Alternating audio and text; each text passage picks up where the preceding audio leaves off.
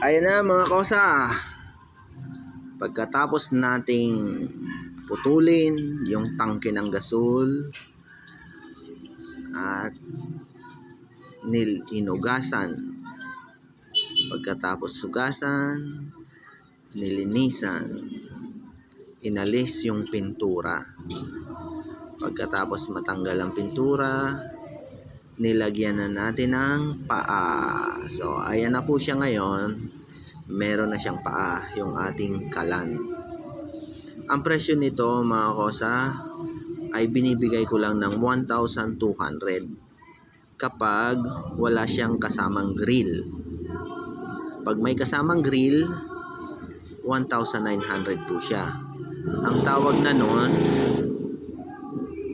ko na doon kapag may kasamang grill, kalan di ihawan. Yan. So pag walang kasamang grill, kalan di uling. 1,200 kalan di uling.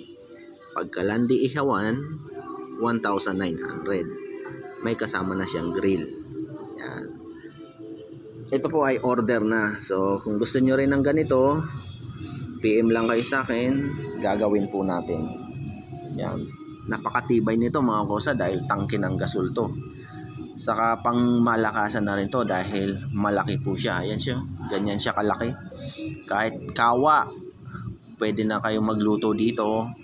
Yung malaking kaldero, pang mami o pang lugaw, pwede na po ito. Pang heavy duty na talaga ito. Yan. So, PM lang kayo. Mamaya lalagyan na natin siya dito ng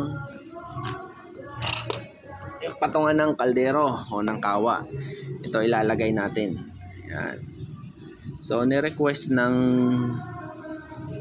buyer na mas mahaba yung ilagay kong patungan ng kaldero para daw kahit yung maliit na kaldero niya o kawali, pwedeng maipatong. So yan. So pwede naman yun na-request kung mahaba. Mamaya kakabit na natin to. At yung patungan ng uling, so kailangan munang bumili ng 12mm na bakal para sa patungan ng uling.